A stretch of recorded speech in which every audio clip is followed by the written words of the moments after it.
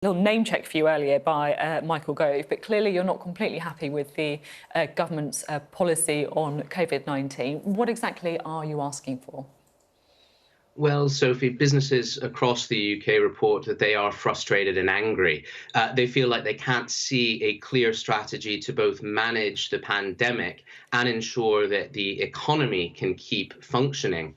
And the fact is, and this is not discussed enough, every additional restriction that comes in, every new local lockdown means less demand in our businesses, more companies forced to shut their doors, and quite simply not enough support for those who find themselves in difficult situations to then trade out thereafter. So it is a grave situation for business to be in. It does require greater clarity and greater action on the part of government. There's been talk about further national restrictions. Labour are calling for a 2 to 3 week circuit breaker. We heard from Sir Jeremy Farrar. He thinks that it would be a good idea as well, a member of SAGE. What would the impact be of more national restrictions on businesses and also on jobs? Well, the impact of either local or national restrictions can be severe. You've got the firms who lose all their demand but technically can remain open, and you have those that are closed by law. And the impacts there upon individuals' livelihoods, upon entire communities, will be felt for a very long time to come. That's why when all of our chamber leaders across the country wrote to the Prime Minister today, we said it was really important to set out the evidence clearly for all steps being taken, make sure you're telling businesses exactly what it is that they need to do, increase the amount of support that you have on offer over and above what the Treasury has already put on the table. And really, really importantly, set out what an exit strategy is going to be from these lockdowns. You've got places like Leicester that have been under a form of local restrictions since June of this year, with no prospect of how they then get out of them. So I have much sympathy with local leaders around the country who are saying, if we go into this, how do we get back out again? Because that's exactly how many businesses feel too. Yeah, it does feel as if the restrictions are lasting rather longer than anyone would have intended at the beginning.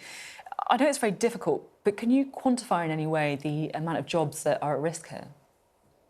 It is impossible to say. You could certainly say that hundreds of thousands of jobs are at risk. We hear from businesses all the time who say to us, if I'm closed down again, I will not reopen, with the consequences that that has for their employees. Because companies aren't like light switches. You can't simply switch them on and off repeatedly and then go back to normal as if nothing happened. And I think that message needs to get through more strongly to our political leaders, both in Westminster and in the devolved administrations as well. Simply switching things off for a couple of weeks and then expecting businesses to pick the pieces back up, dust themselves off and go back to normal isn't the real world. And I think that message needs to get across. When I talk to scientists about how you weigh up, the economic costs and the need to suppress the virus, they say that actually these two things are not different, because if you act swiftly to suppress the virus, then the economy will be helped. Do you think that is right, or do you think that actually the hard lockdown is clearly having an economic impact as well?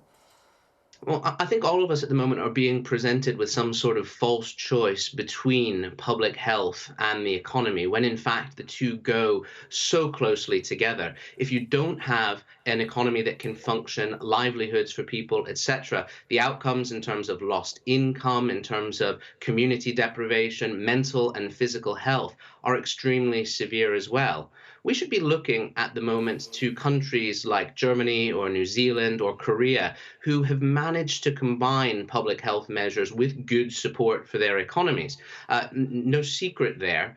Those countries have good mass testing, and they have support for businesses that rolls out throughout the calendar year 2021. So businesses have some certainty as to what's coming ahead.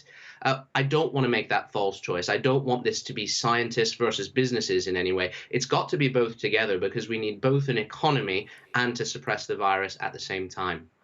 Now I want to talk to you about Brexit. I spoke to Michael Gove earlier on the show, who said that he is now less optimistic that a trade deal will be struck by the end of the year. A number of 10 have said that the talks are officially pointless, if you like, unless the EU moves their position and compromises more.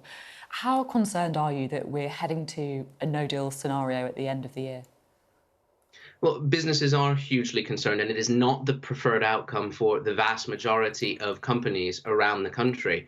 Quite frankly, Sophie, what businesses feel they are living in is a bit of pantomime theatre between the two sides right now. If, as has been reported, the two sides have gotten closer on a number of issue areas, we want them to stop making declarations to the press, get back into the room around a table, and secure an outcome. That's what's in the mutual interests of both sides in this discussion. And rather than convening press conferences, that's really what we need to see.